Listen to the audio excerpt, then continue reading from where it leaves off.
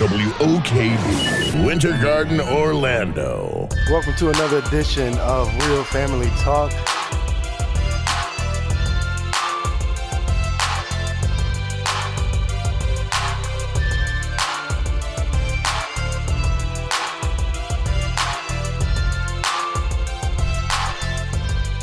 Hello, hello, hello. Welcome to Real Family Talk. This is your host, Jay Real. I hope everybody's having a great evening this Tuesday evening. It's a little warm in the city tonight, but that's what we're used to in the city of Orlando. Warm, humid nights, man. I tell you, we wouldn't want it any other way. Is that right, Jeremy? That's right. Let's go ahead and welcome Jeremy to the show tonight. How you doing tonight, Jeremy? I'm doing good. I'm here. Blessed as always. Awesome. And Mr. King's in the building as well. How you doing, Mr. King? You know, I prefer the snow, personally. Maybe you're living in Atlanta. You get used to snow. I like the snow that melt by 2 o'clock. The snow that snow is nice. The snow is nice, man. I had my first snowball fight. I was actually enjoying Atlanta's weather. It is hot during the summer and it'll snow during the winter. Florida doesn't have that, darn. But did you see when I was in Tennessee, I had to get my football game in the snow because we from Florida, we never did that, so I had to get my football game in the snow. So I got that in, so I was good. See, Tennessee snow and Atlanta snow, those two different snows there. Yeah, they are. Now I didn't get the football in the snow, but I did make a snowman. Okay. And when I made a snowman, and then when I went to bed, I met him that morning, went to bed, woke up, he was still there. Frosty was still alive. I was the miracle of the magic of Christmas.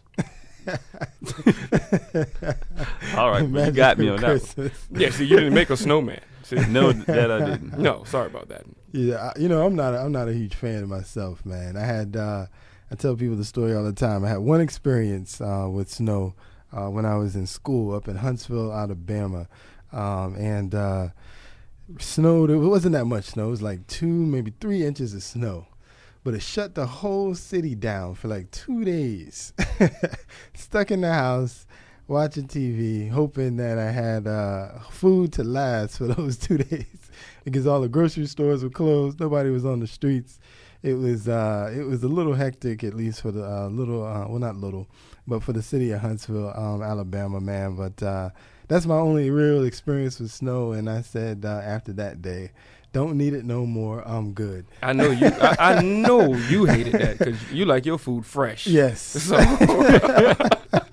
So if you can't get out and get it fresh, then I'm gonna just starve. Yeah, he was about to starve. I ain't gonna eat enough. What's going on, man? Give me some cereal. You know what I'm saying? So, but yeah, man. So y'all can have that snow, and y'all can leave it for the snowbirds up in New York City, as they say, and all those northern towns. I am good on snow, but yeah, man, loving the humid weather that we have in Orlando. It's good, man. It's a good week though, Jeremy. Good week. We are well, if you like college football will be on this particular weekend. Yes. This is 1680 AM WOKB, the Urban Empowerment and Inspiration Station. But if you are an NFL fan, then NFL, you got another little over about a week away. I think the first game should be on that next week, Thursday. And it's going to be a magical time. A magical time as we enjoy the spoils of NFL football all over again. The Steelers going all the way to the top as usual. And the thing good about the Steelers is Max Starks. That's the only thing. And he doesn't play for the Steelers, actually. He got signed. He got signed elsewhere. What he play for now? Man, I wish I could tell you the city. I could have told you a couple months ago, but no, he's no longer a Steeler, bro. He signed a 1-year deal with, I want maybe Miami. I would definitely find that out. Brett Lauer, if you're listening, call in and let us know, Brett. But yeah, he's no longer a Steeler, brother. He's no longer a Steeler. And that's where the Steelers go down. We'll be all right as long as we can keep our offensive line healthy again. Because usually they are magically disappearing as the year goes along.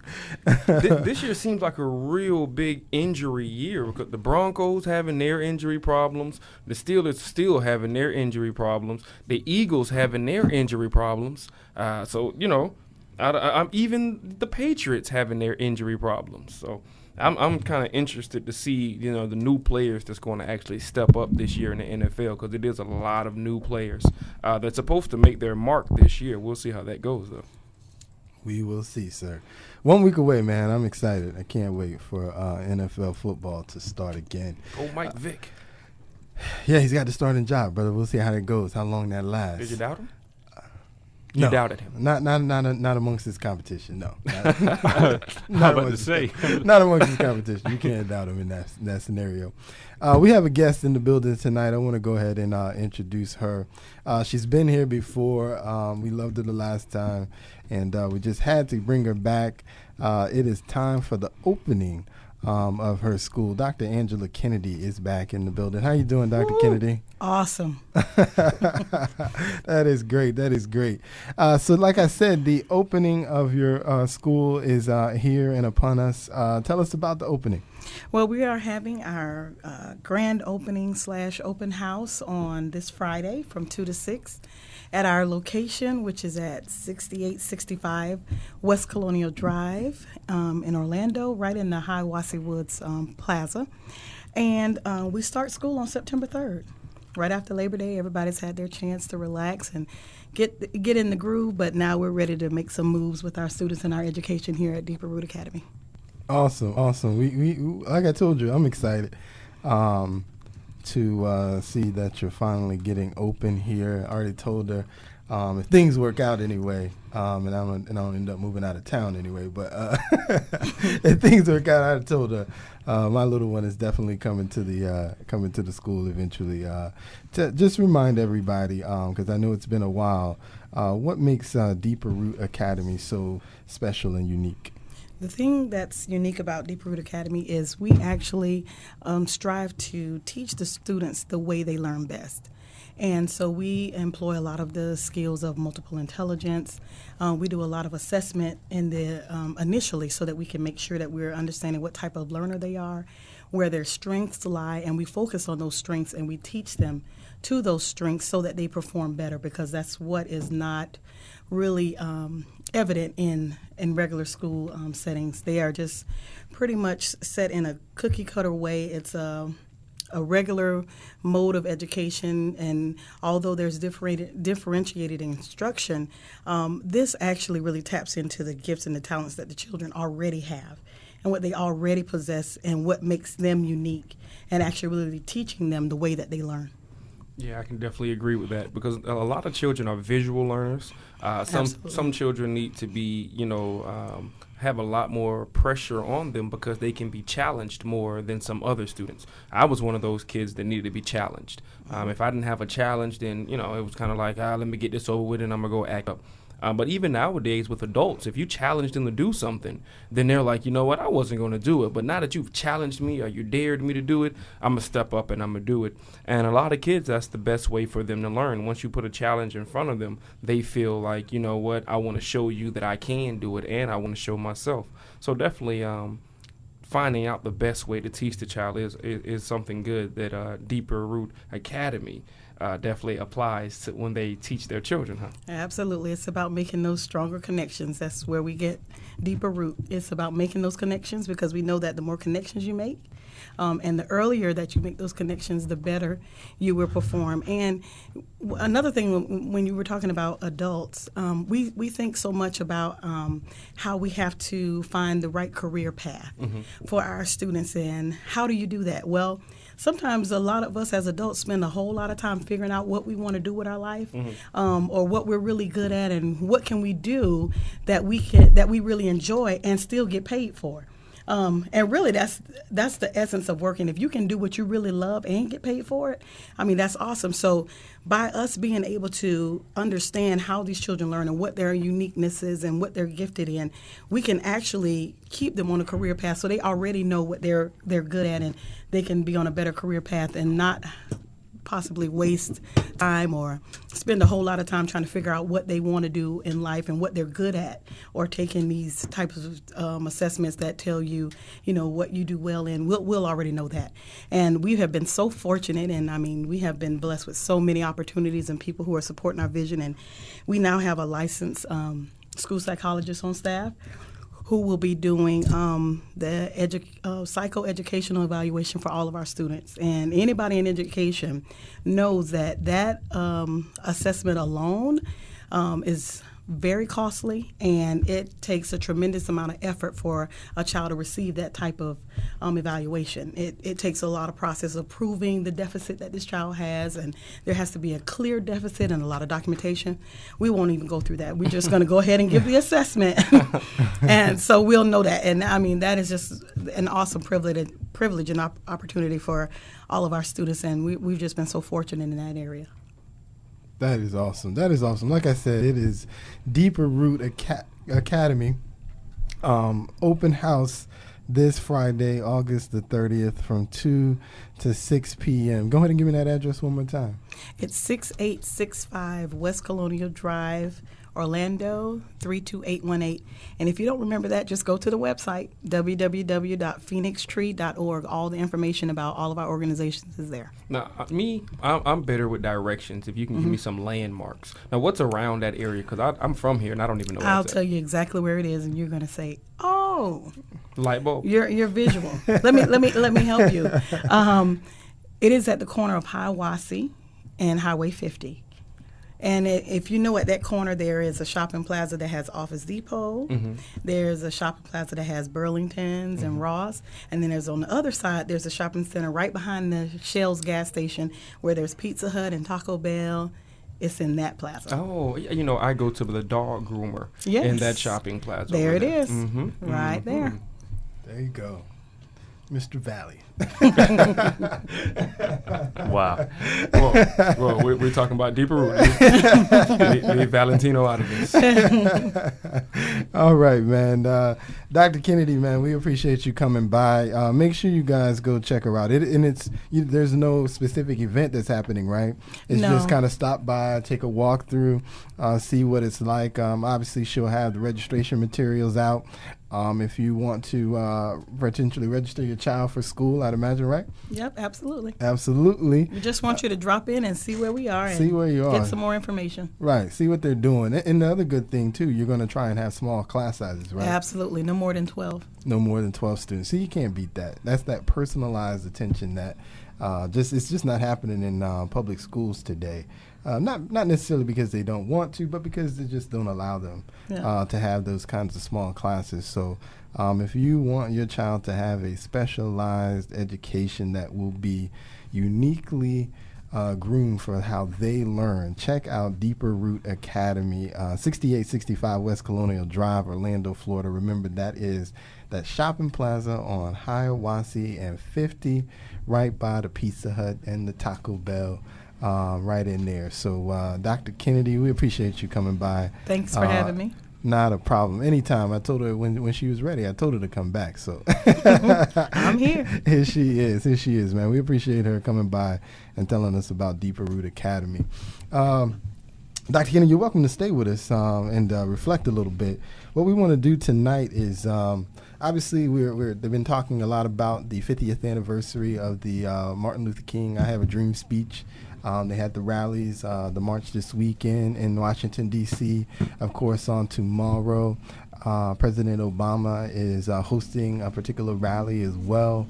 And people just reflecting on that speech and where we are now in terms of civil rights and the movement, 50 years later after that particular speech, which, of course, was very monumental in the course of history in America. So I kind of wanted to reflect on that this evening, and I was going to offer some opinions. Hopefully you guys will give us some opinions about what you're thinking as it relates to that. 407-894-1680 is the number. 407-894-1680 is the number. Of course, like I said, this past weekend there was the rally that was held in Washington, D.C., very multicultural rally. They've been really hyping that up, how there were a lot of different races and creeds out there this past weekend. Of course, a lot of different speeches that occurred. And it seemed like the theme that they were pushing this year had a lot to do with like voter rights. They were talking about voter rights. They were talking about the stand your ground law. They were also talking about jobs and how we need to kind of address these things if we're going to sort of move our people forward. Tell me, what do you guys think? Are these topics that are going to help us move forward, guys? 407-894-1680 is the number. What are you guys thinking? Is that what's going to move us forward, Jeremy? It'll help. But outside of that, we just need some get up and go get it. I guess that's the best way to say it. It can be as many jobs out there as you want, but if you don't go get them, what does it matter if they're there? So, I mean, more than just opportunity, we need a change in mindset of wanting to achieve more as a whole. Obviously there are a lot of those out there who want to work and are willing to work that can't find gainful employment. But then, then we all know there's a big crop out there. They're not looking for a job. Somebody can knock on their door and tell them, hey, be to work tomorrow at 9 o'clock, paying $12 an hour. They're going to find every reason not to be there. Mm-hmm. Jobs was one of the major themes that Dr. Martin Luther King talked about as well in the march they had 50 years ago. I find it interesting, 50 years later, we're still talking about the same thing, jobs. They were marching for jobs and freedom was the big two things that they marched for 50 years ago. I think in terms of freedom, I think we've made freedom as best as I think we're ever going to get freedom. I don't, you think about some of the things that happen in different neighborhoods, like what happened to Trayvon Martin. But even in that, I think there's still freedom, but you're never going to change the attitudes of people. So I think freedom has been achieved, but it's interesting, 50 years later, we're still talking about jobs, jobs still a problem.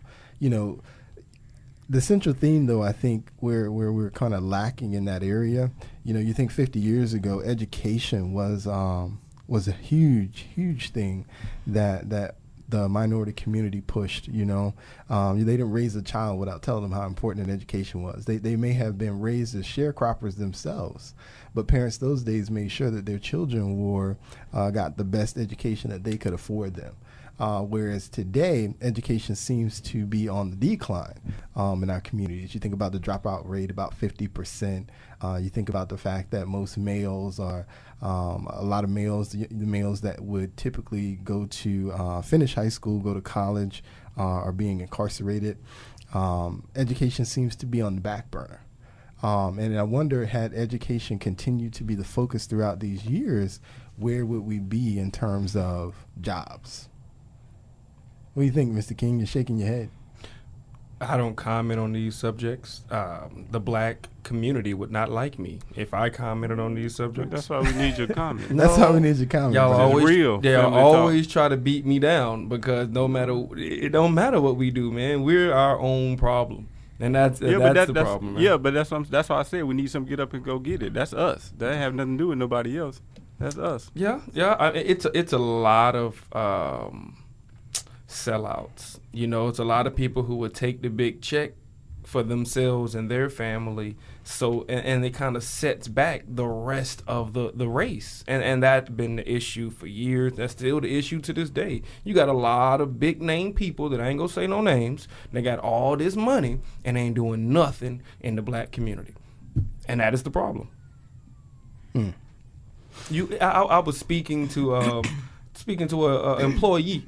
And we was talking about how, I was comparing Florida State gym to FAMU gym.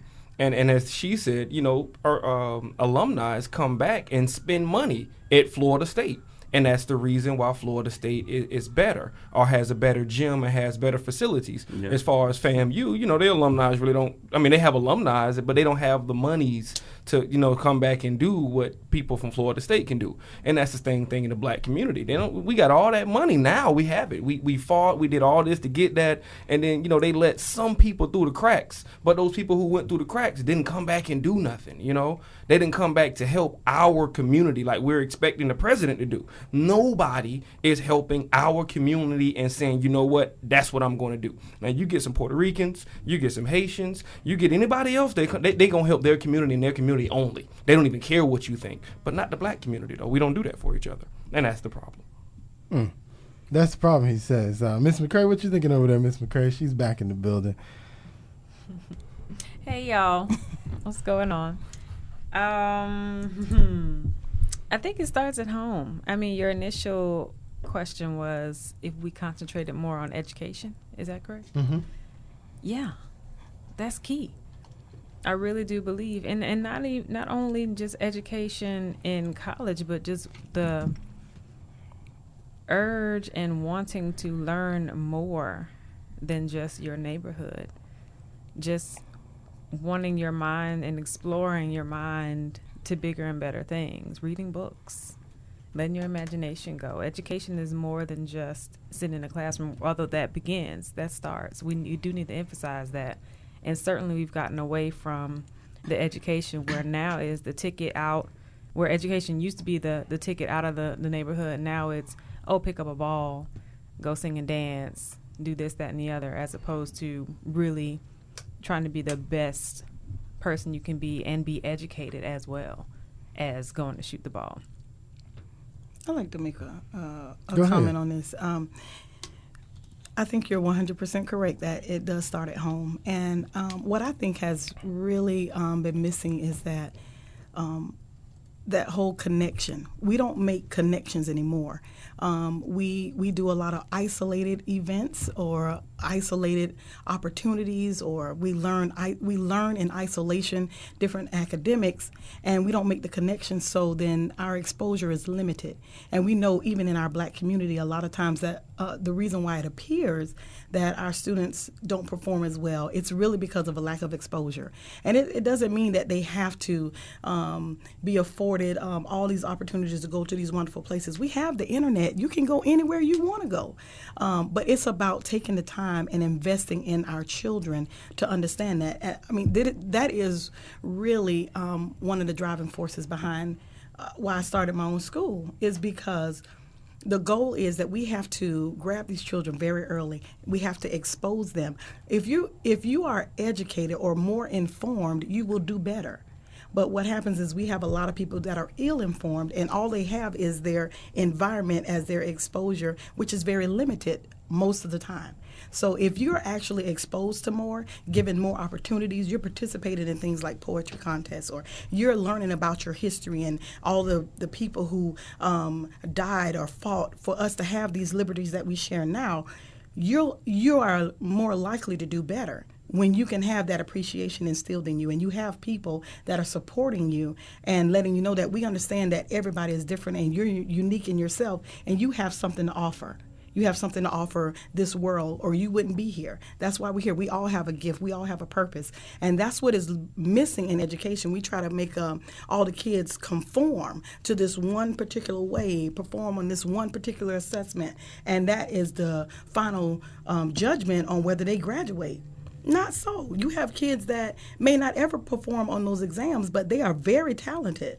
Not to say that that's their ticket out, but it is who they're gifted to do, and that's the gift that they're bringing back to the community, back to our world. And if we don't have people as educators or people at home that are enlightened enough and care enough to do it, then that's why we're going to continue to stay in this cycle, and that's what we are going to break that cycle absolutely at Deeper Root Academy, because every child has a gift, everybody has an opportunity, and they're going to get that opportunity there. That's why we're going to find out very early what you're good at, what you're talented at. This is how you learn, and when you know what works better for you, you're going to perform better. And it will eventually, these things take time, but eventually it can actually change our culture. Mm-hmm. But that's my thing, like we're saying, it's been 50 years since this speech, mm-hmm. and we're saying the same message. That's all I'm trying to say. It has to be something more, because 50 years ago he was giving the same exact speech. We having the same exact issues. You know, I mean, it's deep. It's real deep. It is. It is deep. Because even when you look at the statistics, there was a recent Pew study that showed that 50 years later, when you check out the economic disparities, when you check out the educational disparities, relatively they're the same. So 50 years later, you know, granted, we are, I would assess miles, you know, apart from where we were 50 years ago in terms of our abilities, or in terms of the opportunities that we have.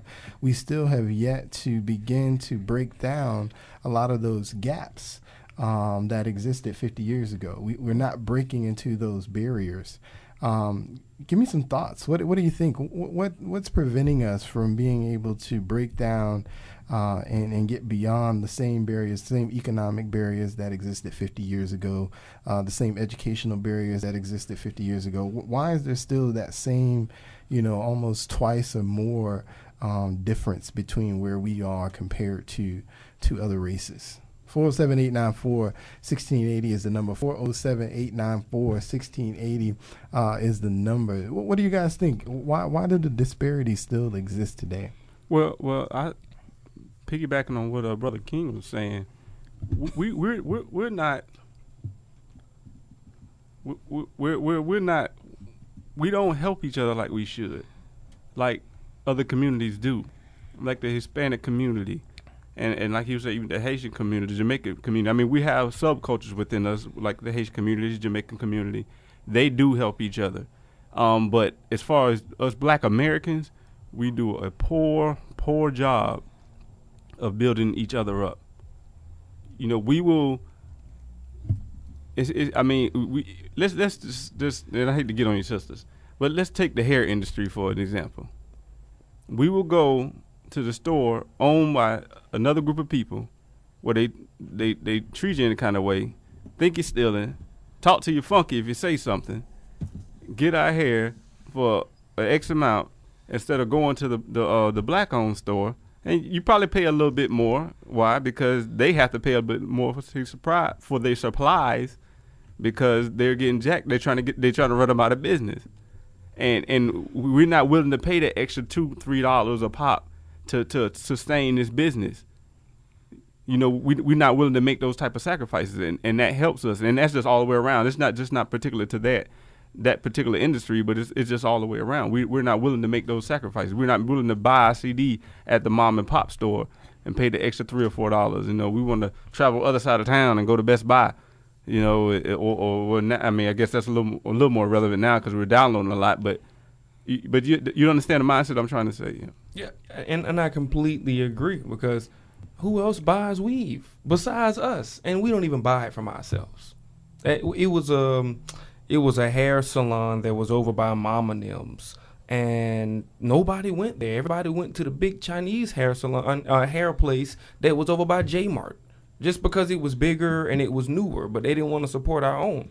I remember a time that if it didn't say Black owned and didn't have a red, black, and green sign in there somewhere, we wouldn't buy from it. Now, we going to the cheapest place.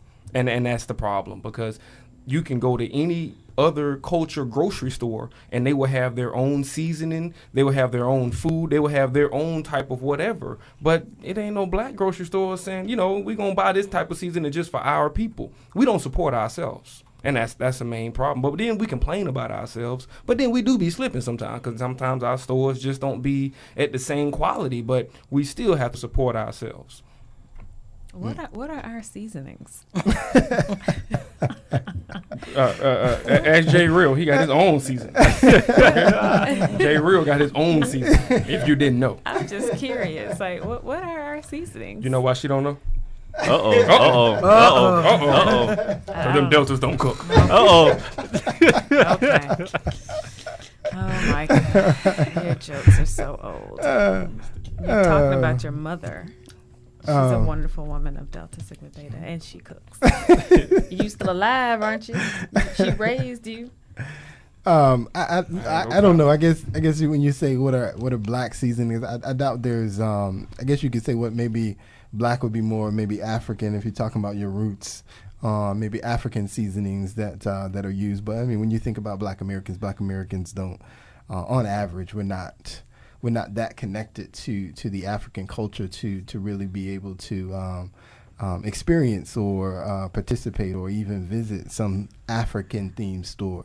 You know, you think about even some of the quote unquote African themed clothing. I mean, we're just on average we're not into that. We're into whatever is quote unquote hot in America. Yeah. So that you know that would that would be hard to find a sort of a black. I mean, you can find a grocery store who's owned by black people. Now those exist. So let me get this straight.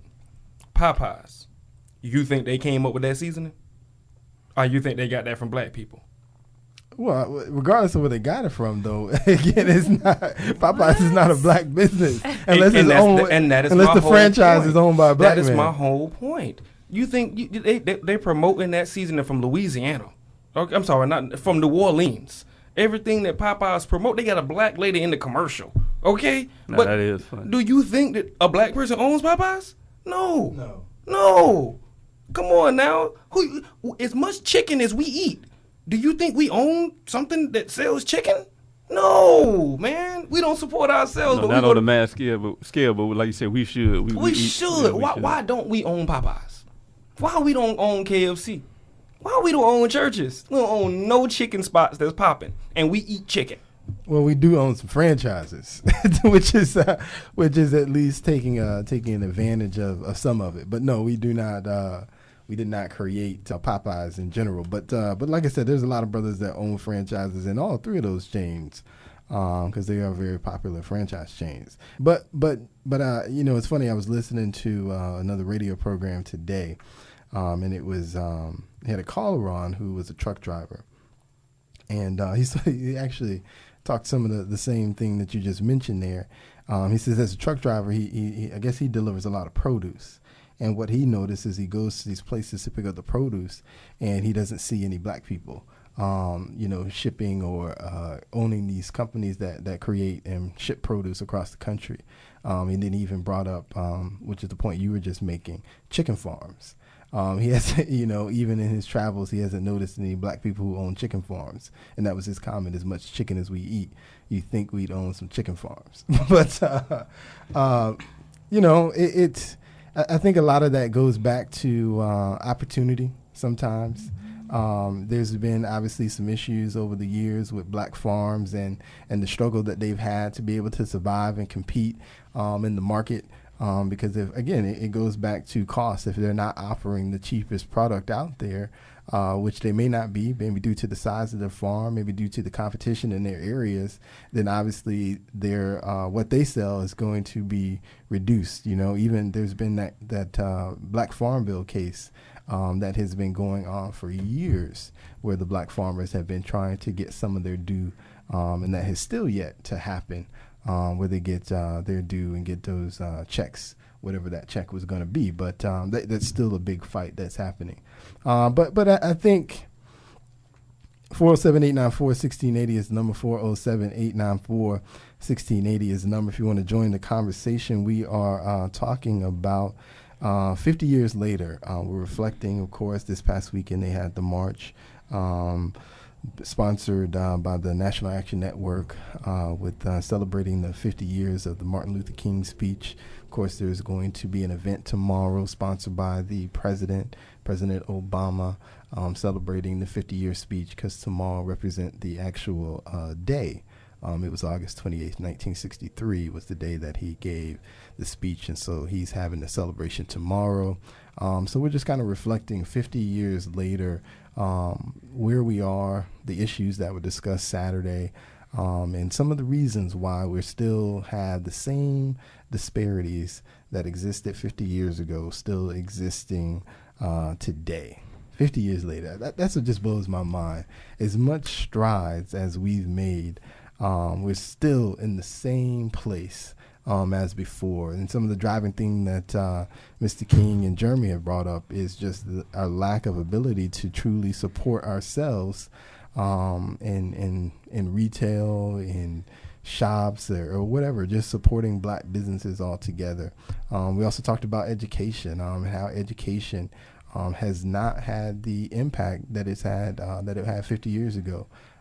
We find a lot of people these days looking for that other out, that basketball, that football, or music, to get their outlet to move them forward, when I think the foundation is always going to have to be education. And I think that's one of the reasons why we're behind. Like I said, we have 50% dropout rate. A lot of the males who should be graduating high school, going to college, are getting arrested and thrown in jail for different reasons. And so we got to fix, those are the things I think that are going to help us move forward. We got to fix education. Education has to be brought back and once again become the forefront. You look at today's society. In today's society, you have master's degrees, you have PhDs, bachelor's degrees, all looking for jobs. So a high school diploma is really just not cutting it these days. In my job, I have to look for people to teach. And we're a little smaller school, so we're not playing with the big boys. But I found it interesting that when I posted a job posting, I had PhD candidates, and people with PhDs applying for a part-time position teaching.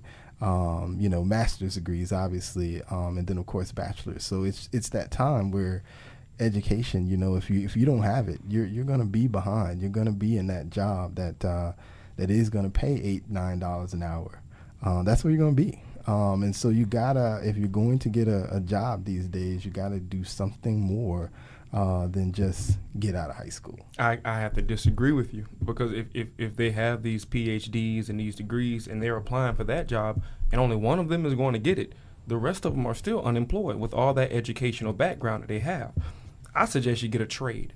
And that's what we're not teaching children these days, that, you can go and get a trade. You don't have to go to college. You can learn how to be Joe the plumber. Let's bring it back to Joe. You can do that, but we're not teaching children, hey, you don't have to, a lot of women are picking up the trade of cosmetology, and women have picked that up. But guys, they're not picking, the only trade, like you say, they picking up is a basketball or a football, or they're not even picking up a baseball yet. But, they have to learn that you don't have to go to college. Even if you drop out of school, you can still go get a trade and own your own business. They're not teaching children how to run and own their own businesses. College doesn't teach you that. You can go to college you can go to college, get a master's, but it's not going to teach you how to run and own your own business like going to trade school will. And I think that we should start pushing trade schools. Get a trade. What's your skill? And try to learn and master your skill. If your skill is basketball, master that then, and that's cool. But everybody's skill isn't basketball. You're not 5'6" thinking about going to the NBA. I mean, that's very rare. You really need to get a trade, in my opinion. Yeah, I think that's something that's very undervalued, because one thing everybody needs, somebody has to fix everybody's air conditioning, especially here in Florida. If you can fix the air conditioning, you will keep a job. Whether you're working for a big company or even better, go into business for yourself. Mechanics, it's things like that. And you're talking about people that make real good money. They come home dirty every day, but they make real good money. And it's a decent living. Like I said, it's almost recession proof. Some of those jobs are almost recession proof. As you say, sometimes the educational jobs, sometimes something hits, bam, half the workforce is gone and they starting from scratch. Now, that's not to discourage anybody who wants to take that route. But there are some schools out here that have entrepreneurial programs where you get degrees in those type of things. Obviously you can go get your MBA and learn some nuances of running your business. But I do think that it's very much overlooked, picking up trades and stuff for those who because college isn't for everybody. For those who are very good at working with your hands, and maybe you don't have the patience to obtain an engineering degree at this time, But like I said, you can get you a trade. Learn how to fix it, be a mechanic, or learn how to fix air conditioners or something to that nature. And later on, you get you some patience, you can go back and get that degree in mechanical engineering or something, So you can do both. You can go to college and get a trade. Yeah, exactly. You can get the trade and then go back to college. I have to teach people, college ain't going nowhere. You know, you'll be 70 years old and that same college is going to be there. The colleges are going nowhere. You don't have to rush to get to college. Get a trade and then go back to college after you get that trade and work and go to college. I think we need better guidance counselors, to be honest with you. That's what I think we need. I think, too, that it really all boils down to your mindset and fear. The reason why we don't have a whole lot of black-owned businesses, and even though we have very skilled people, it's fear. It is not easy to step out and do that. It's easy to be on a platform and say that, and I'm speaking from experience. It is not easy to start a school. You know, with all these schools everywhere, it's not easy, and you have to really be committed. And it's the same thing that happened back when we were talking about Martin Luther King. They were very committed to their cause. Whatever they were going to do, they were so committed. It didn't matter if they got spit on. It didn't matter if they went to jail. It didn't matter if they didn't have it. They would do what they had to do. And so we've lost a lot of that in us. We find comfort in being in the system. You know, if we in the system, you know, it was the same thing when I struggled with leaving Orange County. It was easy for me to stay at Orange County because I knew I was going to get paid every 2 weeks. I knew I wasn't going anywhere. I was an effective teacher. It was going great. It was another thing to take that step to do something different and on my own.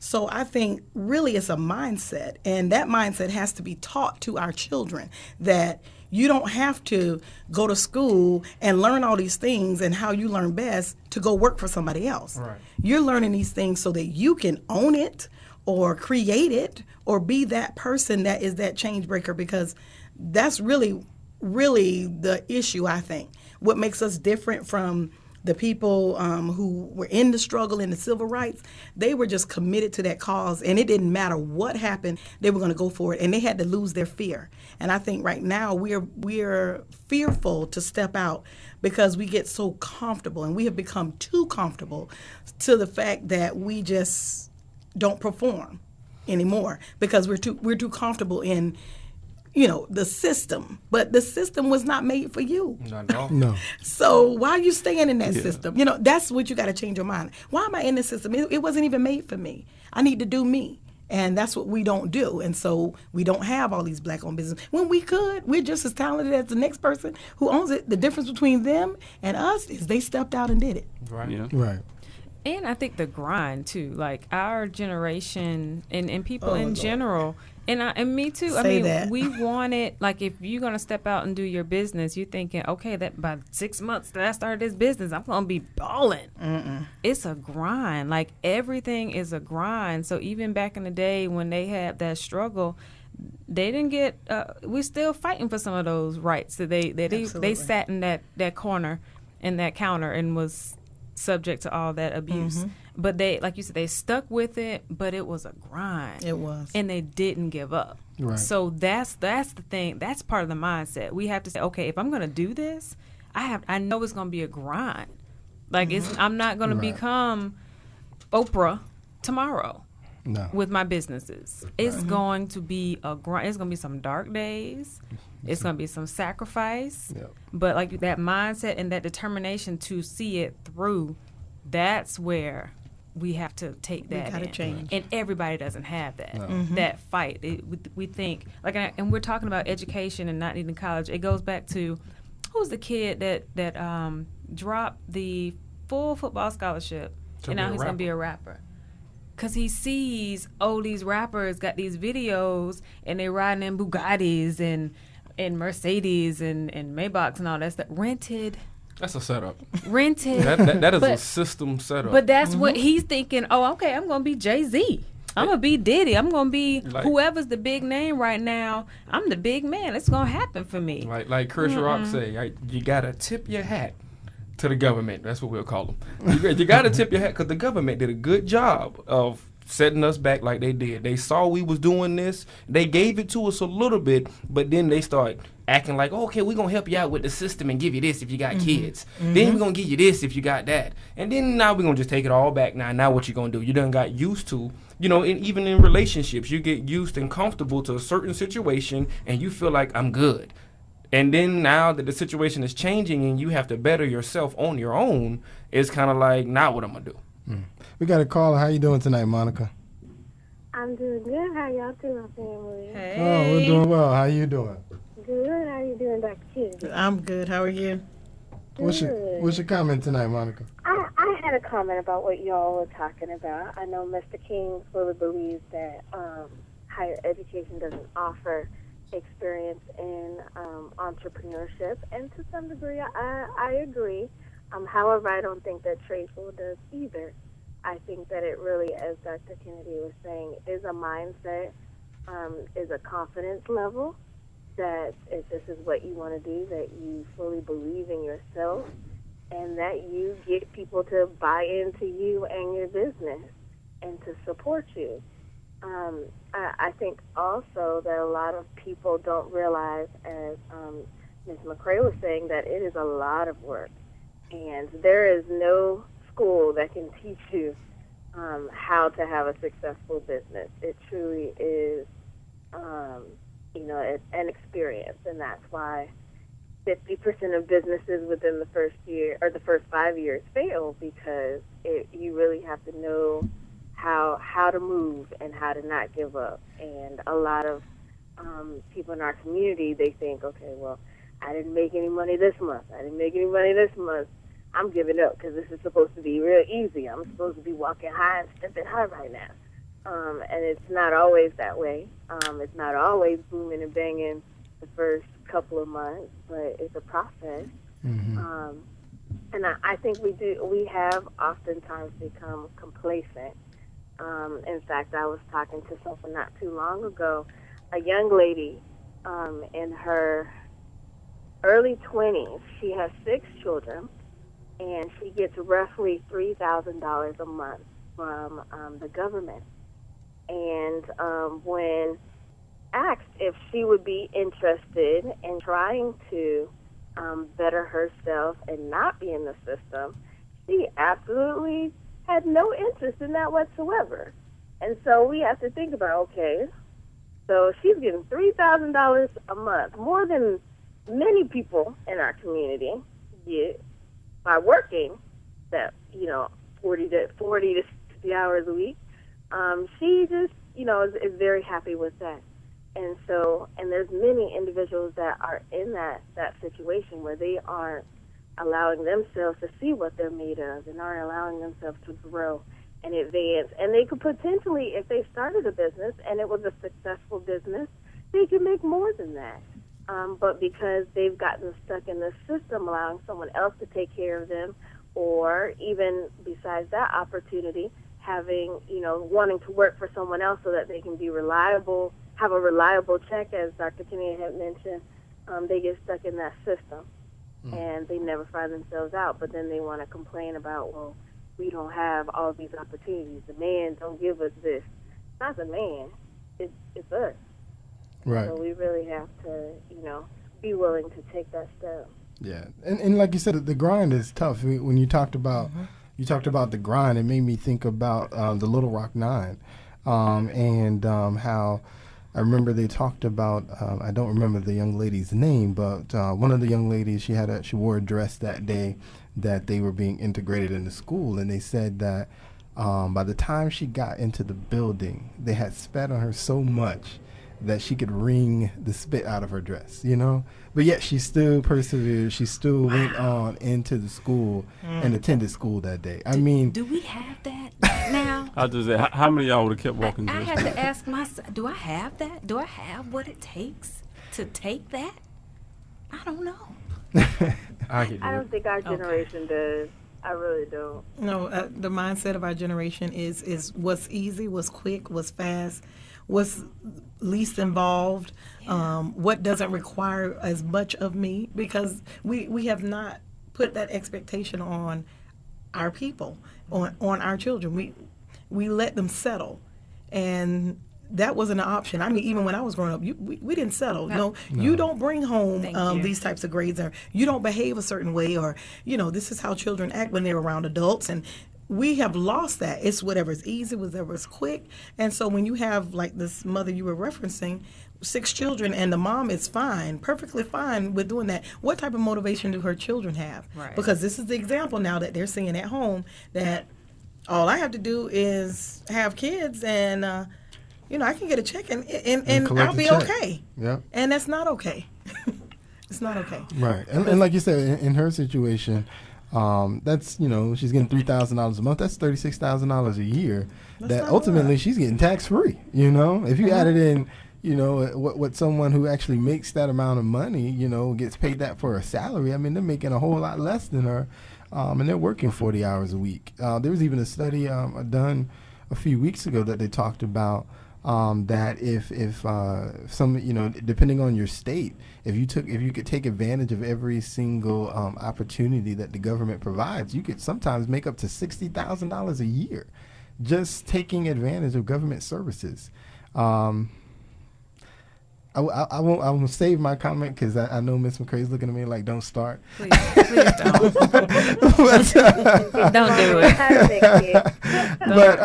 But it's out there. It's out there. And we have to, I look at it and I say it's going to take work. It's going to take at least, I think, a generation, maybe a generation or two to really educate. It goes back to education, man. If you don't have the mindset to want to have more, you will never want to get more, and it will more than likely take a good generation or two of educating young people of the opportunities that exist in order to be able to truly move us forward. And it's kind of saddens me to think we still got to wait another generation. We waited 50 years. But we still got to wait another generation to truly be able to really tackle and get into the meat of this problem. 407-894-1680 is the number. 407-894-1680 is the number if you want to call. Kind of moving forward here, I was reading some articles. Like I said, the president is sponsoring an event tomorrow to celebrate the 50-year anniversary. And I found it very peculiar. A story that got ran about a gentleman who, until I read this story, I had never heard of before. And help me, Jeremy, if I'm saying his name right. I believe it's Baynard Ruskin. Am I saying that correctly? It's Bayard. Bayard Ruskin. Bayard Ruskin. And for those that don't know who he is, again, because until I read the article, I had no idea either. But they credit him with being one of the key players in organizing the march. One of the key players in organizing the march. They actually did a documentary that's going to be airing tomorrow night in support of highlighting him, because he's been chosen by the president to get, I believe it's the Medal of Freedom, if I remember right, award. But what I find peculiar about the story of them trying to highlight him is the next thing that they say about him after they mention his name is that he's a gay man.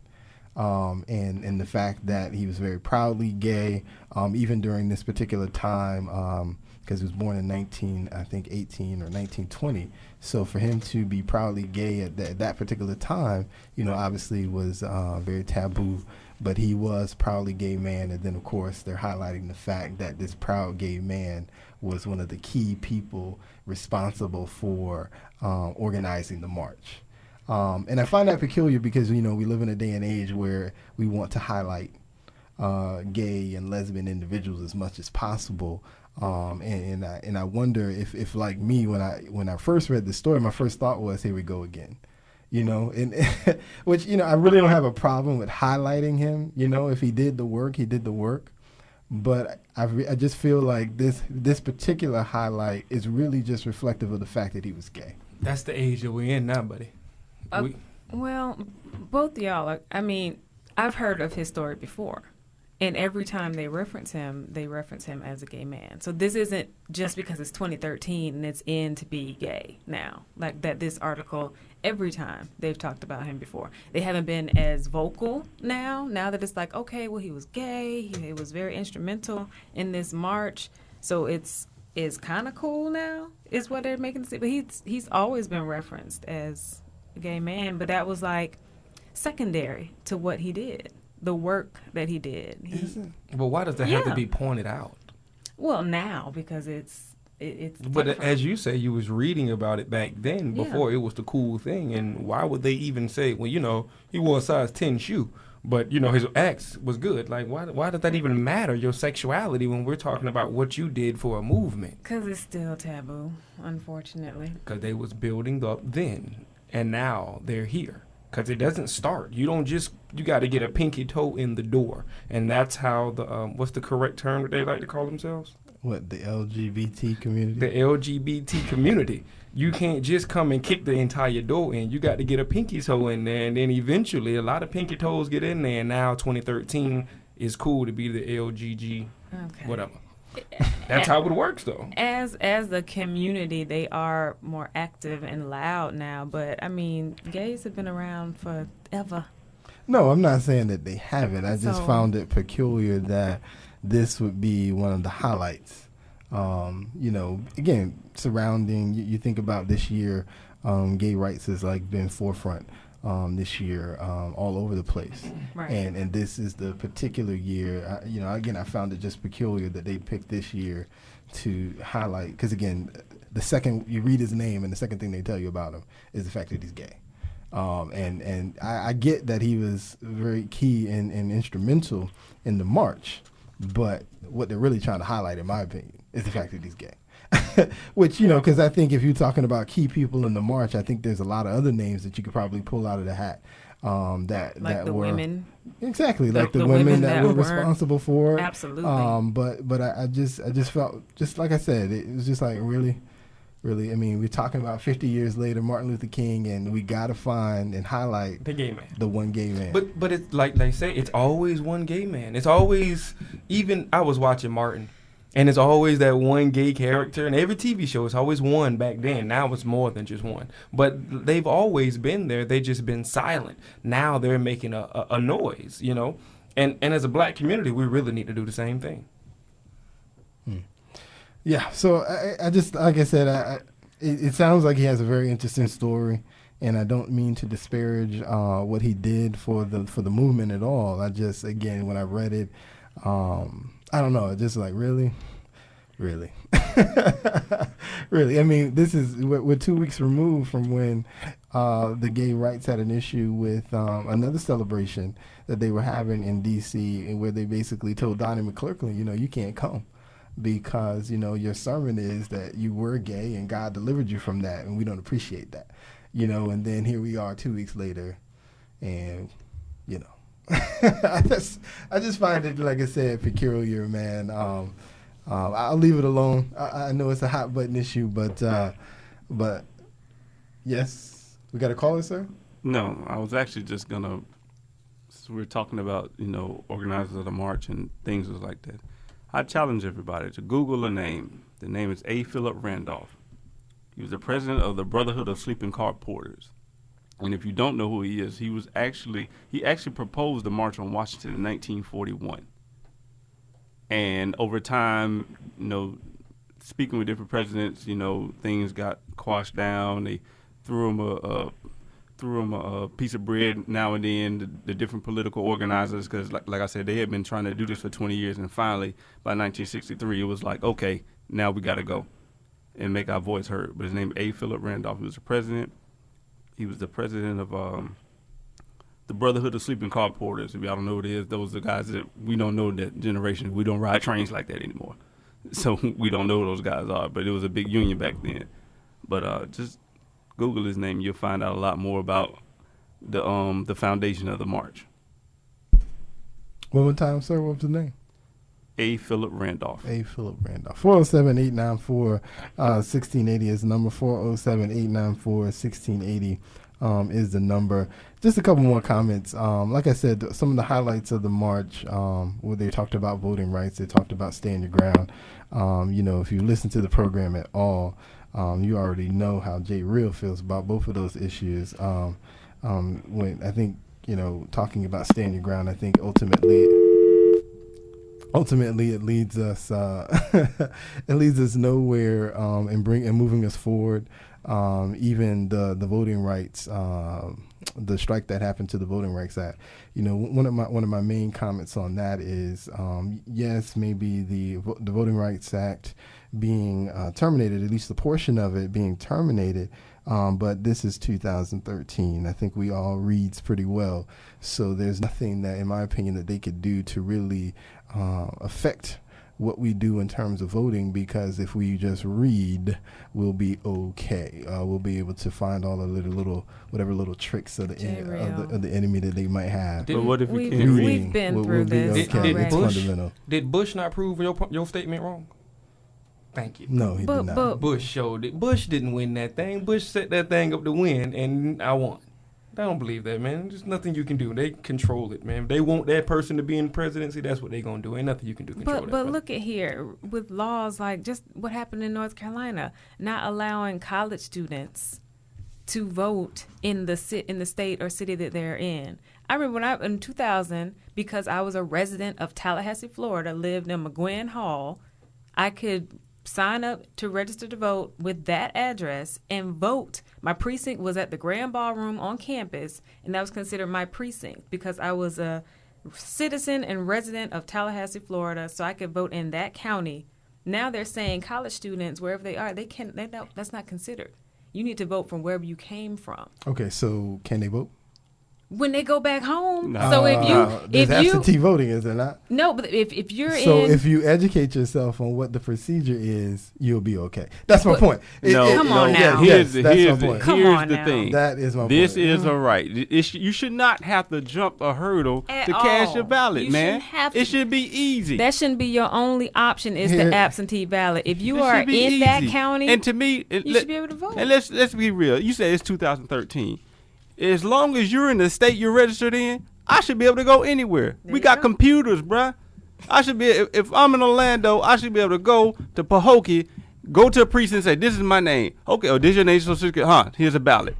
It should be good. Like you said, 2013. If we trying to catch up, if we trying to catch up with all this other stuff, let's catch up for real. Let's not do it halfway. Let's do it all the way. I'm gonna say it again. If you read and educate yourself, you'll be all right. Now, and you say all of these laws unfair? The only way you're gonna stop that stuff is if you vote.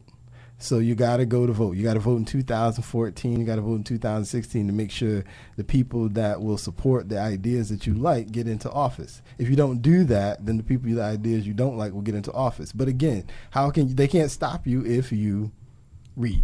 It's as simple as that. You know what I'm saying? So maybe there is an extra hoop that they create for you. But if you read, you'll be all right. For your but right to everything vote, is there not should that. not be a You'll hoop. be all right if you you know read. just as well as I know, everything is not accessible to everybody like you say it is. You know that. Yes, it is, because No, it's if not. No, it's not. if You know that. if your partner, if you have a friend that perhaps doesn't have the access to whatever it is that they need to have access. What if to, none of your friends got access? Then you need to read. You know what I'm saying? And What then if pass none of that your friends information got on to your access? friend.